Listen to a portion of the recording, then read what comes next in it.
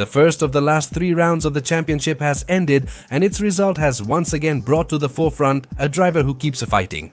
With a world championship that is tightening with 2 rounds left, anything can happen in Qatar and Abu Dhabi. In a Grand Prix where the city of Sin has spoken, what should we expect in the year's final 2 races? Considering the driver's title will be decided?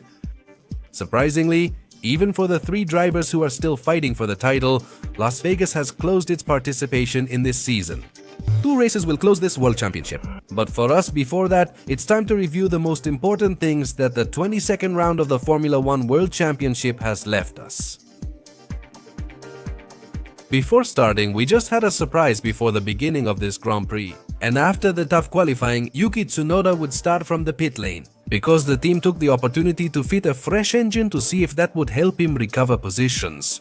Other than that, the big surprise was that qualifying took place in wet conditions, which made things much more difficult. A track that's already tough and caused several surprise eliminations in Q1. Like Tsunoda himself, Lewis Hamilton or Andrea Kimi Antonelli, who were eliminated in this first round.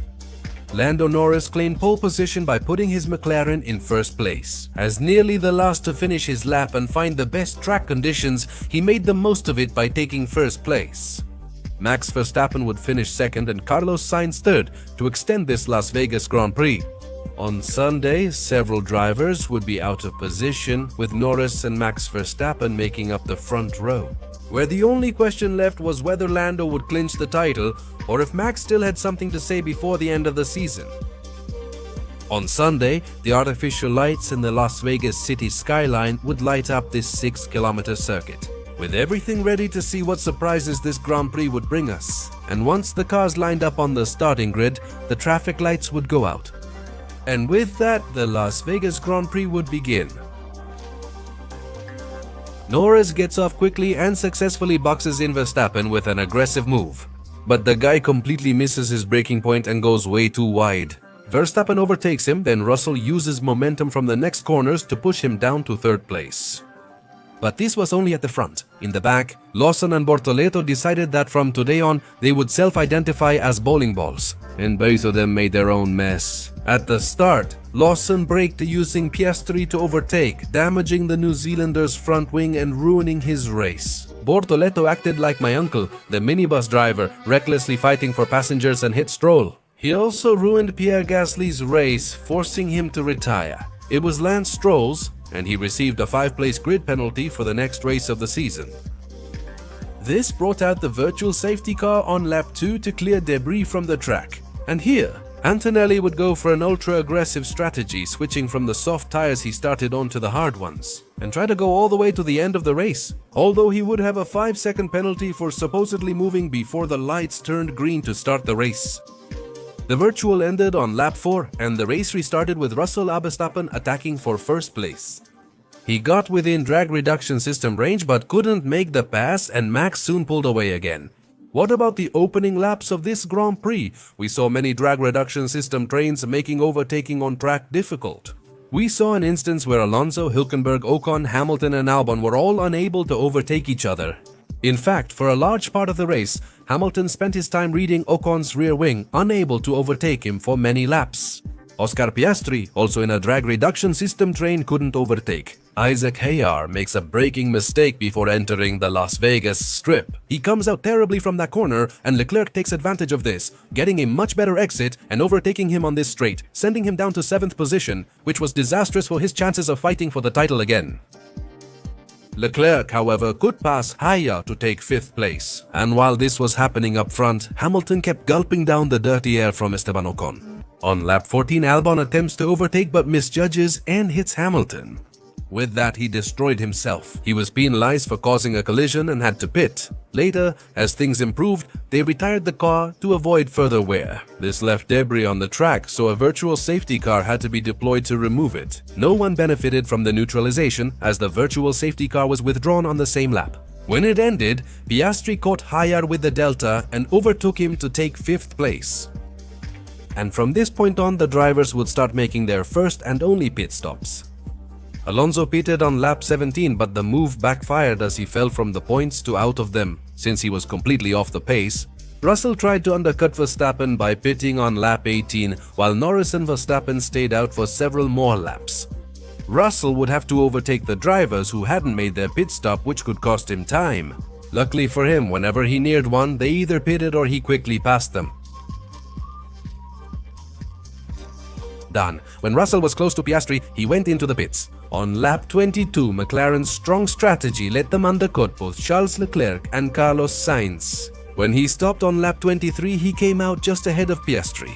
With his tires warmed up, he took the position from Carlos Sainz and moved into virtual 5th place in the race. Norris stopped on that same lap and couldn't come out ahead of Russell after his last lap in the stint was extremely slow. Until lap 26 would Verstappen make his pit stop? And even though he had a slow stop, he managed to come out more than a second ahead of Russell, who would quickly start struggling with his car. Max Verstappen kept losing pace each lap, allowing Norris to catch up just as George Russell predicted it would be tough to keep the McLaren behind. And he wasn't wrong, because by lap 32 Norris got really close, and by lap 34 he overtook him on the strip straight to move into second place in this Grand Prix. Even though McLaren told Norris to push after Max, Verstappen stayed ahead and gradually pulled away. This suggested that McLaren would settle for Lando Norris's second place, and honestly, not much was happening during the race. Hülkenberg and Hamilton, starting on hard tires, pitted to switch to mediums. Hull managed to catapult himself to 9th place with this, and Hamilton to 10th, but that's as far as their races went. Antonelli on hard tires since lap 2 was under pressure as Piastri and Leclerc caught up to him. But he, who brought the spirit of the scene from Interlagos with him, was holding on impressively with worn tires. Lap after lap, Antonelli resisted every attempt, although with those 5 seconds it seemed like he would end up falling behind both drivers in the end. But in the final laps, Antonelli found pace from God knows where. He gained enough advantage to lose the position to Piastri only at the finish line. It seemed everything would end this way, but Lando Norris began losing time quickly in the final laps, lap after lap, suggesting that there was a problem with the British driver's car, since on the last lap he was more than 10 seconds behind Max Verstappen. Russell was just over 3 seconds behind him after the gap between them had been over 10 seconds. In the end, Norris was doing a lot. Leaf and coast, which was presumed to be a fuel problem, but in the end it was a much more serious issue. The car's floor plate, both his and Oscar Piastri's, was wearing down significantly. It seems that McLaren detected the problem, and in an attempt to try to save this race, they asked him to do excessive leaf and coast so that it would stop wearing down. Ultimately, this wasn't possible as both cars exceeded the floor plate wear limit, and they ended up being disqualified from the Las Vegas Grand Prix. But by lap 50, Max Verstappen was winning the Las Vegas Grand Prix. And thanks to what happened with McLaren, he comes back to life in his fight to try to become a 5-time champion. The world of drivers. Max Verstappen earns his 6th win of the season after the team's disqualification. McLaren is aggressively approaching Lando Norris in the pursuit of the still difficult dream of becoming a 5-time world champion. When the flag falls at the end in Abu Dhabi, it looked very complicated. But McLaren has come back to life, and already twice this season, the difficult chances of Max Verstappen for the title. The rest of the top 10 of the Las Vegas Grand Prix would finish as follows. 2nd place for Russell, who moves up a spot after the disqualification of the McLaren drivers. And to nearly finish 3rd with a brilliant aggressive comeback. Leclerc takes 4th after moving up due to the disqualification. Sainz is 5th, earning valuable points.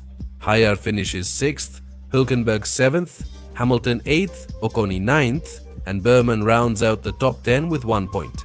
3rd, the McLaren disqualification. This year in Las Vegas, the qualifying and race got all the attention. While it had potential, it didn't stand out like in past years. We saw a race with little action outside of the chaos in the first laps, few overtakes, lots of drag reduction system trains, and no variety in strategies. In the end, the McLaren disqualification added a lot of drama. In this evaluation, I focus only on what happened on the track, so my rating is 6.5 flat race. I expected a lot from Las Vegas. The race hasn't been very entertaining from my point of view. My drivers of the day are Nico Hülkenberg, who scored points with a great strategy, and Max Verstappen, who dominated and won the Grand Prix as the favorite, and Andrea Kimi Antonelli in a completely insane race to pull off an incredible comeback. And my disappointment of the day is obviously McLaren, who made a completely senseless mistake, and with the setup they brought, both cars wore down the floor plank too much and were disqualified from the Grand Prix. They've given Max Verstappen another chance, and while he still needs a miracle to rejoin the fight, they're keeping him in it. The Papaya team shouldn't be surprised if he takes everything from them in the end because of their recent Grand Prix mistake. Ladies and gentlemen, this concludes the summary of the 2025 Las Vegas Grand Prix.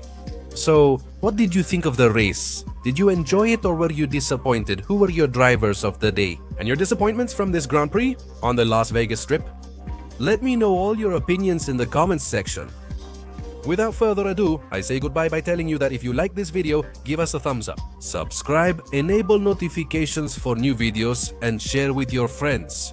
Also, I invite you to follow us on our accounts. The link will be in the description of this video. See you this Wednesday for the Qatar Grand Prix preview. Thanks for tuning in. See you later.